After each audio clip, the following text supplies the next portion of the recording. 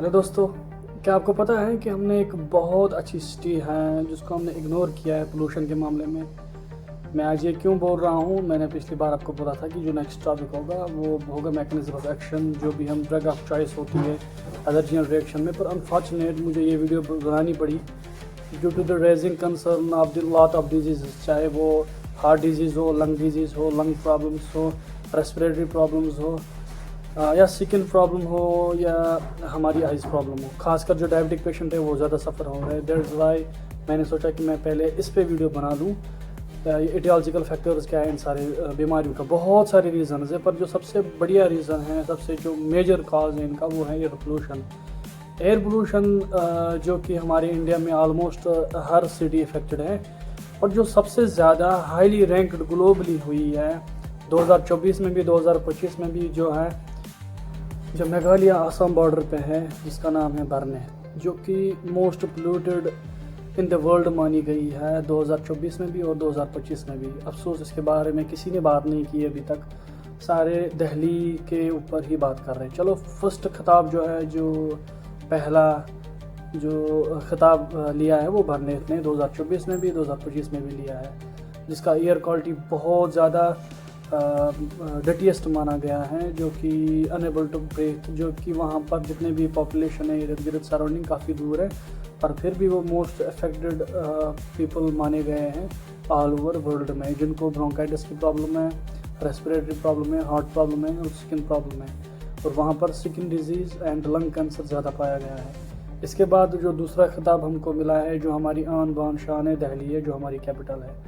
वहाँ पर उसने दूसरा रैंक ग्लोबली किया है ये खिताब हासिल, जिसमें AQI 300 से प्लस है। और अफसोस ये जो 300 जो मीटरिंग दिखाई गई है, ये वहाँ की है जहाँ पर 24 घंटे वाटर स्प्रे हो रहा है, ताकि एक्चुअल रीडिंग ना आए। Actual reading almost I think 1000 से प्लस होगी, जो कि ऑलमोस्ट अनब्रीथेबल, जो कि किसी भी नॉर्मल हेल्दी पर्सन के लिए सही नहीं है सांस लेने के लिए। हमारे बॉडी को चाहिए एक अच्छा सा ऑक्सीजन, जो कि हमको नहीं मिलेगा वहाँ पर। बहुत सारे सिटीज़ और भी है जहाँ पर मोस्ट क्रिटिकली जो डिजीज़ हैं ज़्यादा है।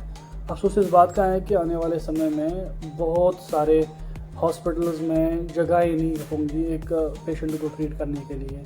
रेस्पिरेटरी प्रॉब्लम्स होंगे, हार्ट डिजीज़ होंगे, स्किन प्रॉब्लम होंगे। मैं बार बार बता रहा हूँ, Delhi one of the most polluted city है, जहाँ पर हॉस्पिटल बहुत ज़्यादा बिज़ी रहेंगे। वहाँ पर उनके जो बेड ऑक्यूपेंसी है वो ऑलमोस्ट ज़ीरो रहेगी। वहाँ पर पेशेंट को ट्रीट नहीं किया जाएगा। और यहाँ पर मैं अगर सिंपल एक अस्थमा पेशेंट की बताऊँगा कितने इनकम होना चाहिए ताकि वो अच्छे से ट्रीट कर पाए, 2 लाख आराम से उनको मंथली होना चाहिए। एक पर्सन को 2 से 3 लाख तक आराम से मंथली, तभी वो जाके एक अपने पेशेंट को, एक अपने घर के सदस्य को अच्छे से ट्रीट कर सके, अस्थमा पेशेंट को। और अगर वो अफोर्ड कर सकते हैं, दिल्ली वाले या ये जो मेघालय वाले हैं अफोर्ड कर सकते हैं, वो एक अच्छी जगह पे लोकेट कर सकते हैं जहाँ पर उनको कुछ देर के लिए अच्छी सी सांस मिल सकती है, चाहे कि वो कश्मीर हो या कोई और जगह हो, जहाँ पर उनको लग रहा है कि हमारा जो एनवायरनमेंट है वो नीट एंड क्लीन है, सराउंडिंग में हमको प्रॉब्लम नहीं आएगी।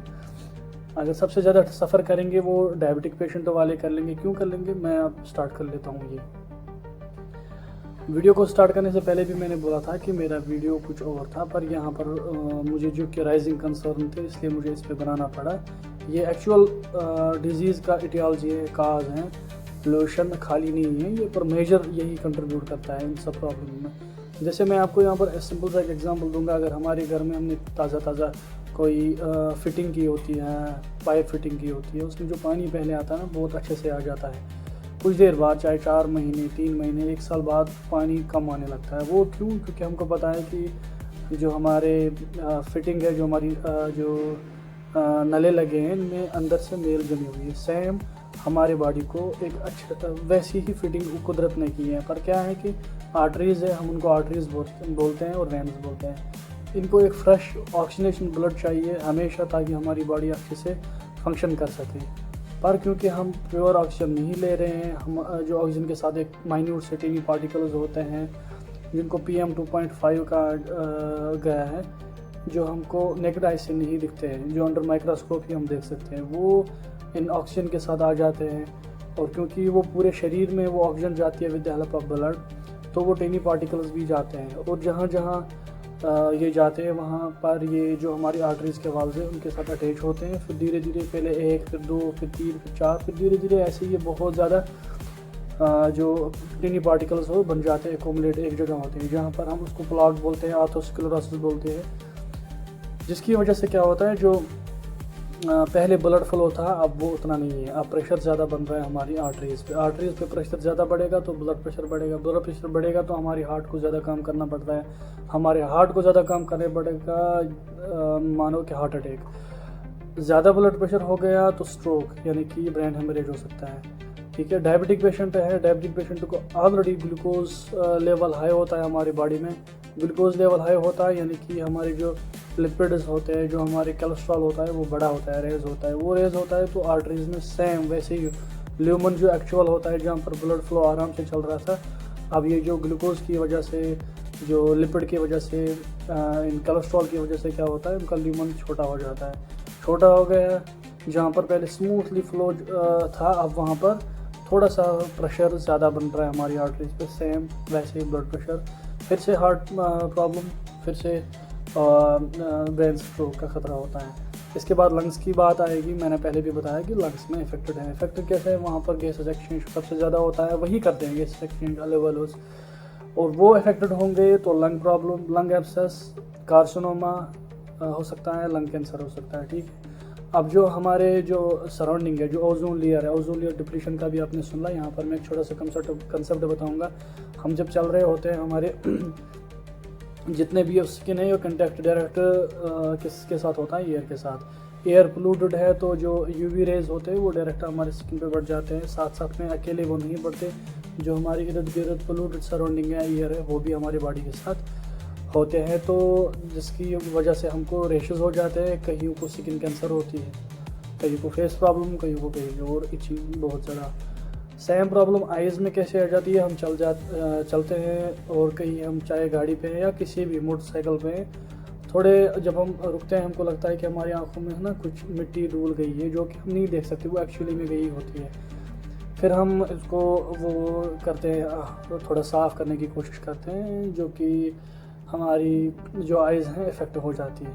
ठीक है ना, तो ये है मेन प्रॉब्लम, जो राइजिंग प्रॉब्लम है, जो हमको एक्चुअल गवर्नमेंट को जो होना करना चाहिए वो कर नहीं रही है। अब इसका ये एयर पोल्यूशन बढ़ते कैसे हैं, सबसे पहले मैं आपको बताऊंगा, जो हम कार्बन एमिशन जो गाड़ियां होती हैं हमारी, पेट्रोल वाली, डीजल वाली, वो बहुत ज़्यादा कार्बन प्रोड्यूस करती है डायरेक्ट हमारे वो एयर में।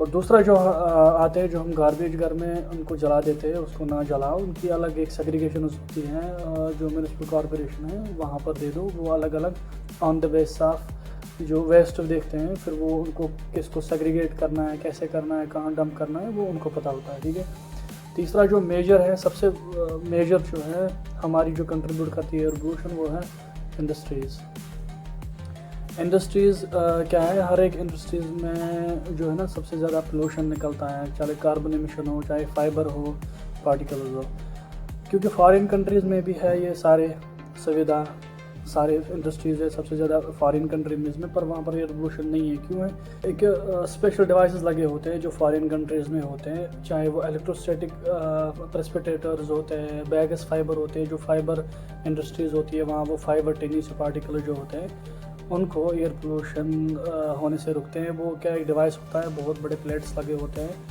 एज एन इलेक्ट्रोस्टैटिक चार्जेस वो करते हैं एक्ट। जो मान लो डस्ट है निकलता है, वो पॉजिटिव चार्जेस हैं, और जो वहाँ पर प्लेट लगे हैं उनमें नेगेटिव चार्जेस है, तो वो उनको अपनी ओर खींचता है with the help of electrostatic energy. तो जिसने फिजिक्स पढ़ी हुई उनको अच्छे से समझ आ जाएगा। स्क्रबर होते हैं, स्क्रबर क्या होते हैं, जो पार्टिकल्स निकल आते हैं ना, जहाँ पर जिसमें थोड़ा सा भी नमी हो, वो उन स्क्रबर के ऊपर चिपक जाता है। नतीजा क्या निकलता है कि एयर पोल्यूशन वहाँ पर नहीं होता है। उसके बाद आता है साइक्लोन्स हैं, जो लार्ज पार्टिकल्स होते हैं हमारे इंडस्ट्रीज़ में, ये उनको फ़िल्टर करके फिर जो एयर है फ्रेश एयर भेजता है हमारी सराउंडिंग में। उसके बाद होता है कार्बन एब्जॉर्बर। ये क्या है, वो जहाँ पर कार्बन बन जाते हैं, जैसे टायर हैं तो टायर फैक्ट्रीज़ है बहुत सारे, जहाँ पर कार्बन एमिशन ज़्यादा होता है, ये वहाँ पर लगे होते हैं, ये वहाँ पर एयर को प्रिवेंट कर लेता है। ये कंपलसरी होने चाहिए अंडर द लॉ, ये इट शुड बी पनिश्ड अगर किसी इंडस्ट्रियलिस्ट ने नहीं लगाया हो, पर अनफॉर्चुनेटली इंडिया में ऐसा नहीं है। जो कि फॉरेन कंट्रीज़ में कोई भी अगर इंडस्ट्रियलिस्ट हैं उनके पहले ये बोला जाता है कि आप कौन सा डिवाइस लगाओगे for preventing the air pollution. But in India बहुत सारे जो बहुत मिनिमम कम इंडस्ट्रियलिस्ट को ये पता है, बहुत कम इंडस्ट्रीज़ में ये लगे हैं, बहुत सारे इंडस्ट्रीज़ में ये नहीं लगे थे, जो कि ज़रूरी है। आप दिल्ली का देख सकते हो, अभी रिसेंटली अप्रैल 2025 में जिसका AQI 300 से प्लस पार कर चुका है, वहाँ पर जहाँ पर 24 घंटे वाटर स्प्रे हो रहा है ताकि एक्चुअल रीडिंग ना आए, हम ग्लोबली हमारा नाम बदनाम ना हो, वो आप देख सकते हो। स्नैप शॉट एक किसी ने उठाया था अर्ली इन द मॉर्निंग, वो सोशल मीडिया पे फिर अपलोड किया था। आप एक देख लो, 1 फुट के बाद कुछ दिखाई नहीं देता है। सेम मेघालय में है, वहाँ पर तो आधे फुट के बाद कुछ दिखाई नहीं देता है। सेम प्रॉब्लम ऐसे ही है वहाँ पर भी जो मैंने पहले भी बताया, लंग्स प्रॉब्लम, हार्ट प्रॉब्लम बहुत ज़्यादा है। दिल्ली में भी सेम है, और जो अपकमिंग वीक्स होंगे वो बहुत ज़्यादा और ज़्यादा क्रिटिकल होंगे, क्योंकि एवरीवन कार्बन एमिशन बहुत ज़्यादा हो रहा है। जो व्हीकल्स हम यूज़ करते हैं पर्सनल, हम जो पब्लिक ट्रांसपोर्ट है वो कम यूज़ करने लगे हैं, that is the main reason. ठीक है, और जो इंडस्ट्रीज़ हैं उनमें ये सारे एब्जॉर्बर्स नहीं लगे हैं, इलेक्ट्रोस्टैटिक प्रेसिपिटेटर्स नहीं लगे हैं, साइक्लोन नहीं लगे, ये और बहुत बड़ा काज है। चलो, अब ये सब तो पता है हमको, अब हम इसको प्रिवेंट कैसे कर सकते हैं। Use the formula 1:10, that means अगर आपको एक पेड़ काटना है तो आप 10 लगा दो, अगर आपको 2 पेड़ काटने हैं तो 20 लगा दो। That should be very fine, और जो हमारा जो एफॉरेस्ट्रेशन टेक्निक है वो बहुत बढ़ जाएगी। It should be compulsory under the law. चलो, बताया मैंने कि इसको कैसे प्रिवेंट कर सकते हैं। एफॉरेस्ट्रेशन कर लो, और जो पब्लिक ट्रांसपोर्ट है उनको यूज़ कर लो ज़्यादा, और जो इंडस्ट्रीज़ हैं वहाँ पर ये सारे इलेक्ट्रोस्टैटिक जितने भी प्रेसिपिटेटर्स हैं ये लगाना कंपलसरी होना चाहिए। और सबसे बढ़िया बात, कुछ सिटीज़ हैं जो मतलब एयर पोल्यूशन है पर उतना भी नहीं है, जो कि है तमिलनाडु में तिरुनेल वैली इनको बोल जाते हैं, बहुत, जहाँ पर AQI ओनली 28 है जी, यानी कि बहुत अच्छा है। और एयर पोल्यूशन फ्री तो बिल्कुल भी नहीं है, पर it is very better than other cities. Okay, तो मिलते हैं अगले वीडियो।